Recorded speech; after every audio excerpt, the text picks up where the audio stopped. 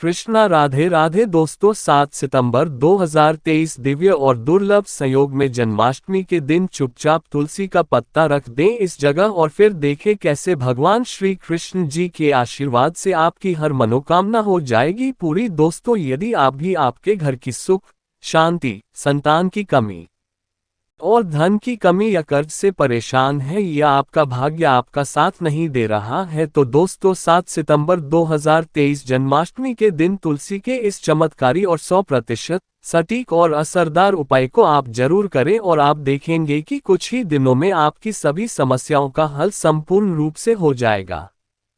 दोस्तों कई 1000 वर्षों बाद 7 सितंबर 2023 को बहुत ही दुर्लभ और दिव्य संयोग बनने जा रहा है, क्योंकि इस दिन जन्माष्टमी के पावन पर्व के साथ साथ राजयोग, अमृत सिद्धि योग और साथ ही धनलक्ष्मी जैसे कई योग बन रहे हैं और इस दिन भगवान श्री कृष्ण सबसे अधिक प्रसन्न होने वाले हैं।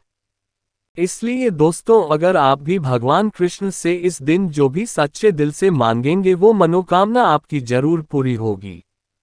वही दोस्तों कृष्णा भगवान को प्रसन्न करने के लिए इस जन्माष्टमी पर तुलसी से जुड़ा ये उपाय जरूर करना चाहिए जो कि आपकी किस्मत बदल देगा और आपको बना देगा मालामाल और धनवान। साथ ही इस एकमात्र उपाय से आपके सभी दुखों का नाश हो जाएगा।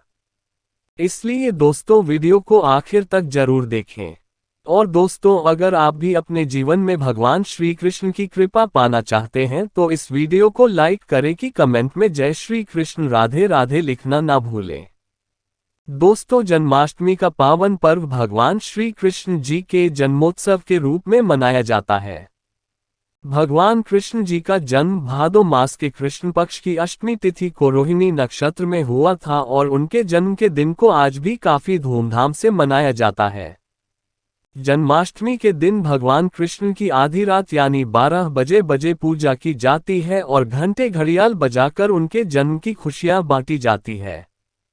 चलिए अब जानते हैं कि साल 2023 में जन्माष्टमी का पर्व कब मनाया जाएगा। तो आपको बता दें कि जन्माष्टमी कृष्ण पक्ष की अष्टमी तिथि इस बार 6 सितंबर को पड़ रही है और यहाँ कृष्ण भगवान की 5250वीं जन्माष्टमी होगी। ऐसे में ये 6 सितंबर को दोपहर 3:37 से शुरू होगी और 7 सितंबर को शाम 4:14 तक रहेंगी। इसलिए इस दिन सुबह 9:20 से रोहिणी नक्षत्र शुरू होगा। ऐसे में गृहस्थ 6 सितंबर और वैष्णव संप्रदाय के लोग 7 सितंबर को इस त्योहार को मनाएंगे। दोस्तों जन्माष्टमी के लिए इस बार शुभ मुहूर्त 46 मिनट का है जो 12:02 से 12:48 तक रहेगा। ऐसे में इस दिन रोहिणी नक्षत्र का संयोग भी बन रहा है। ऐसे में इस दुर्लभ संयोग में जन्माष्टमी की पूजा करने से 3 जन्मों के पापों से मुक्ति मिलेगी। वहीं अगर किसी की आत्मा प्रेत में भटक रही है तो उनके नाम से की गई पूजा उनकी आत्मा को मुक्ति प्रदान करेगी। इस दिन का व्रत निसंतान को भी संतान का सुख देने वाला होता है। ऐसे में इस बार जन्माष्टमी का व्रत करना ना भूलें। साथ ही जो इस व्रत को शुरू करना चाहते हैं तो इस बार उनके लिए यह सबसे अच्छा मौका है भगवान श्री कृष्ण की कृपा पाने का। ऐसे में वह भी इस बार व्रत को शुरू कर सकते। दोस्तों तुलसी हम सबके घरों में होती है और तुलसी का प्रभाव भी हम सभी जानते हैं, तो किसी भी तरह से इन उपायों को अगर हम करते हैं तो हमें लाभ अवश्य प्राप्त होता है। बस हमें जरूरत है कि हम पूर्ण विश्वास से इस उपाय को करें, श्रद्धा भाव से करें तो ये उपाय हमारे लिए चमत्कारी रूप से काम करते हैं। बात करते हैं पहले उपाय के बारे में क्या करना चाहिए। अगर हमारा व्यापार किसी तरह से चल नहीं रहा है, व्यापार में उन्नति नहीं हो रही है, काम नहीं चल रहा है, पैसों की कमी आ रही है, घर में धन का अभाव होता जा रहा है, तो ऐसे में आप जन्माष्टमी के दिन ये उपाय करें। दोस्तों तुलसी के नीचे जो घास उग जाती है उसका प्रभाव भी बहुत अधिक होता है।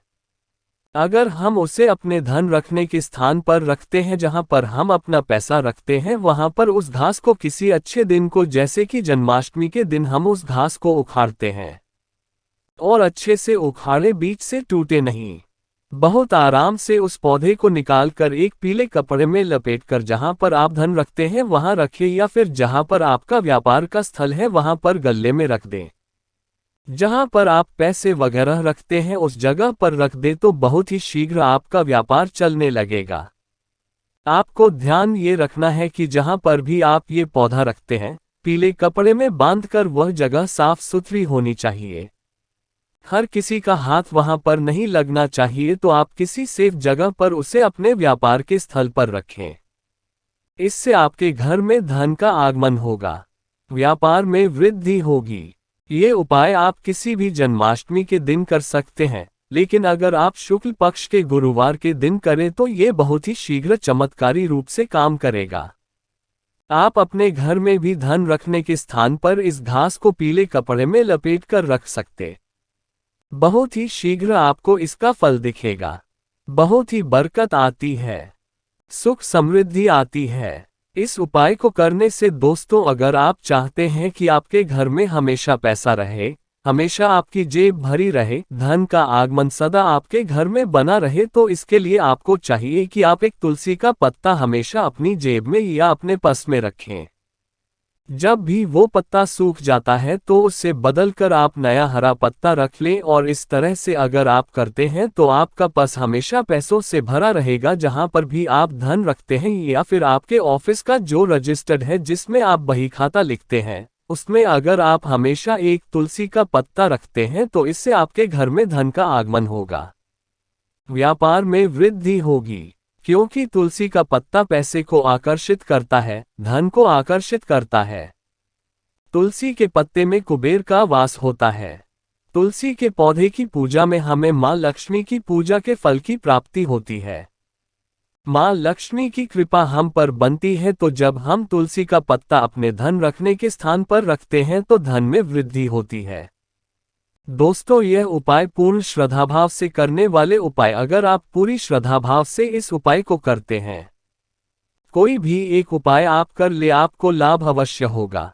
दोस्तों, घर के दोनों तरफ अगर हम तुलसी का गमला लगाते हैं, घर का मुख्य दरवाजा जो है उस मेन गेट के दोनों तरफ अगर हम तुलसी का गमला लगाते हैं तो इससे हमारे घर में कभी भी पैसों की तंगी नहीं आएगी। लेकिन उस पौधे का आपको ध्यान रखना है, जैसे सूख जाता है तो आप दूसरा पौधा लाकर लगा दें।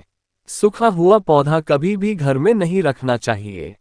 सिर्फ तुलसी ही नहीं बल्कि कोई भी पौधा अगर आपके घर में गमले में सूख गया है तो उसे हटाकर नया पौधा लगा दें। कभी भी सूखे हुए पेड़, पौधे, फूल, पत्ते अपने घर में नहीं रखने चाहिए। इससे नकारात्मक ऊर्जा बढ़ती है, इसलिए आपको ध्यान रखना है। उन दोनों पौधों का और तुलसी के 2 पौधे आपके घर के मेन गेट के पास हमेशा लगे रहने चाहिए। इससे आपके घर में कभी भी पैसों का अभाव नहीं होगा। कारण क्या है? जब दरवाजे के दोनों तरफ तुलसी रहेंगी तो आपके घर में नकारात्मक ऊर्जा नहीं आएगी, हमेशा घर में सकारात्मक ऊर्जा होगी, जिसकी वजह से आपके घर में धन का आगमन सदा बना रहेगा। किसी भी तरह का आपके घर में कलह क्लेश नहीं होगा और व्यर्थ का खर्चा नहीं होगा, तो धन में वृद्धि होनी निश्चित हो जाती है। इस उपाय को करने से दोस्तों, अगर आपकी कन्या के विवाह में देरी हो रही है या किसी भी कन्या के विवाह में देरी हो रही है, मनचाहा वर अगर प्राप्त करना चाहते हैं तो प्रतिदिन तुलसी की पूजा करें। प्रातःकाल तुलसी के पौधे को जल अर्पित करें, शाम को दीपदान करें और 11 परिक्रमा कन्या रोज करती हैं। तुलसी के मन में अपनी मनोकामना तुलसी को कहते हुए और ओम नमो भगवते वासुदेवाय नमः इस मंत्र का जप करते हुए अगर 11 परिक्रमा प्रतिदिन जो भी कन्या मनचाहा वर चाहती है वह करे तो शीघ्र ही उसको मनचाहे वर की प्राप्ति होती है और योग्य वर की प्राप्ति होती है। दोस्तों, आप अगर अपने बच्चे की जिद से परेशान है, आपका बच्चा अगर पढ़ाई में कमजोर होता जा रहा है, पढ़ाई में उसका मन नहीं लगता है, ऐसी अवस्था में चाहिए कि आप अपने बच्चे को तुलसी की पूजा के लिए प्रेरित करें। प्रतिदिन उससे बोले कि प्रातःकाल तुलसी में जल अर्पित करें और तुलसी के 3 पत्ते आप प्रतिदिन उस बच्चे को निगलने के लिए दें। तुलसी कभी भी चबाकर नहीं खानी चाहिए। तुलसी के पत्ते को अगर हम चबाकर खाते हैं तो इससे दांत खराब हो जाते हैं, तो वह बच्चा तुलसी का पत्ता निकल जाए या किसी भी तरह से आप उसे खिला दे तो इससे पढ़ाई में उसका मन लगेगा। जो बच्चे की जिद बढ़ती जा रही है वो जिद कम होगी। बच्चा जो स्वभाव से जिद्दी बनता जा रहा था वह ठीक हो जाएगा। उसकी बुद्धि कुशाग्र होगी, उसका मन पढ़ाई में लगेगा। निश्चित रूप से यह उपाय बहुत ही कारगर उपाय है। एक और उपाय हम आपको बताना चाहते हैं, ये उपाय हम सबको जरूर करना चाहिए। जब हम अपने घर में खाना बनाते हैं, मतलब जो रोटी बनाते हैं, उसमें अगर हम तुलसी का पत्ता मिला दे तो उन रोगियों का बहुत ही प्रभाव बन जाता है। हमारे घर में अगर किसी तरह से आपस में परिवार के सदस्यों में सामंजस्य नहीं है, घर में कलह क्लेश रहता है, धन का अभाव रहता है, सुख समृद्धि चाहते आप, तो इस उपाय को जरूर करें।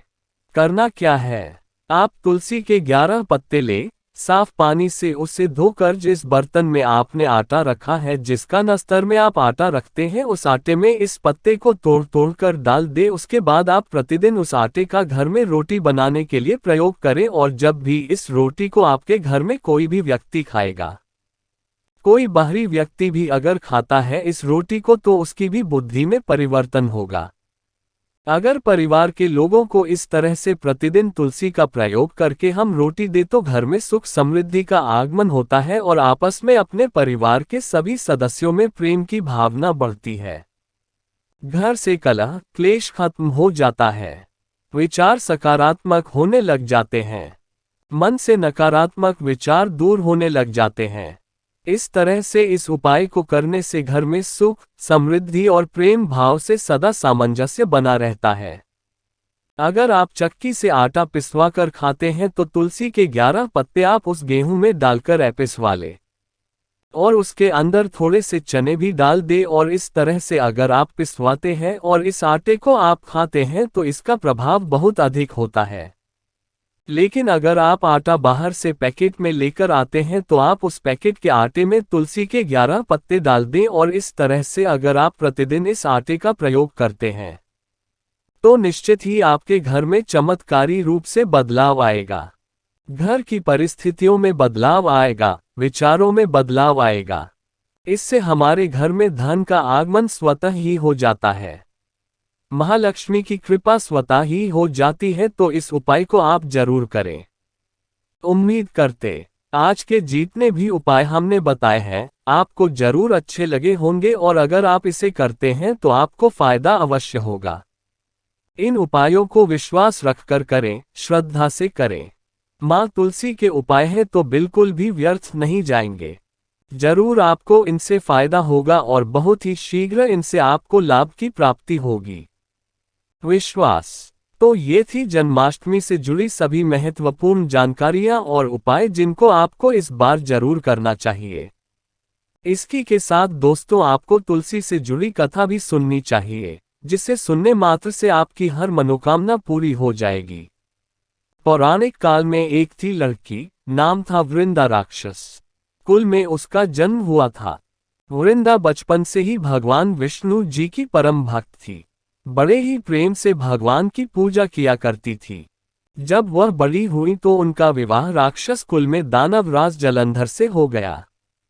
जलंधर समुद्र से उत्पन्न हुआ था। वृंदा बड़ी ही पतिव्रता स्त्री थी, सदा अपने पति की सेवा किया करती थी। एक बार देवताओं और दानवों में युद्ध हुआ। जब जलंधर युद्ध पर जाने लगे तो वृंदा ने कहा, स्वामी आप युद्ध पर जा रहे हैं, आप जब तक युद्ध में रहेंगे मैं पूजा में बैठकर आपकी जीत के लिए अनुष्ठान करूंगी, और जब तक आप वापस नहीं आ जाते मैं अपना संकल्प नहीं छोड़ूंगी। जलंधर तो युद्ध में चले गए और वृंदा व्रत का संकल्प लेकर पूजा में बैठ गई। उनके व्रत के प्रभाव से देवता भी जलंधर को ना जीत सके। सारे देवता जब हारने लगे तो भगवान विष्णु जी के पास गए। सबने भगवान से प्रार्थना की तो भगवान कहने लगे कि वृंदा मेरी परम भक्त है, मैं उसके साथ छल नहीं कर सकता। पर देवता बोले, भगवान दूसरा कोई उपाय भी तो नहीं है, अब आप ही हमारी मदद कर सकते हैं। भगवान ने जलंधर का रूप रखा और वृंदा के महल में पहुंच गए। जैसे ही वृंदा ने अपने पति को देखा वे तुरंत पूजा में से उठ गई और उनके चरण छू लिए। जैसे ही उनका संकल्प टूटा, युद्ध में देवताओं ने जलंधर को मार दिया और उसका सिर काटकर अलग कर दिया। उनका सिर वृंदा के महल में गिरा। जब वृंदा ने देखा कि मेरे पति का सिर तो कटा पड़ा है, तो फिर ये जो मेरे सामने खड़े हैं ये कौन है? उन्होंने पूछा, आप कौन हैं जिसका स्पर्श मैंने किया? तब भगवान अपने रूप में आ गए, पर वे कुछ ना बोल सके। वृंदा सारी बात समझ गई। उन्होंने भगवान को श्राप दे दिया, आप पत्थर के हो जाओ। भगवान तुरंत पत्थर के हो गए। सभी देवता हाहाकार करने लगे। लक्ष्मी जी रोने लगी और प्रार्थना करने लगी। तब वृंदा जी ने भगवान का शाप विमोचन किया और अपने पति का सिर लेकर वे सती हो गई। उनकी राख से एक पौधा निकला। तब भगवान विष्णु जी ने कहा, आज से इनका नाम तुलसी है और मेरा एक रूप इस पत्थर के रूप में रहेगा, जिसे शालिग्राम के नाम से तुलसी जी के साथ ही पूजा जाएगा और मैं बिना तुलसी जी के भोग स्वीकार नहीं करूंगा। तब से तुलसी जी की पूजा सभी करने लगे और तुलसी जी का विवाह शालिग्राम जी के साथ कार्तिक मास में किया जाता है। देवउठनी एकादशी के दिन इसे तुलसी विवाह के रूप में मनाया जाता है। तो दोस्तों, आपको जानकारी कैसी लगी हमें कमेंट में जरूर बताएगा। वीडियो अच्छा लगा हो तो वीडियो को लाइक, शेयर और चैनल को सब्सक्राइब करना ना भूलिएगा। आप सभी के मंगल की कामना करते हुए मिलते हैं अगली वीडियो में। धन्यवाद। जय श्री कृष्ण। राधे राधे।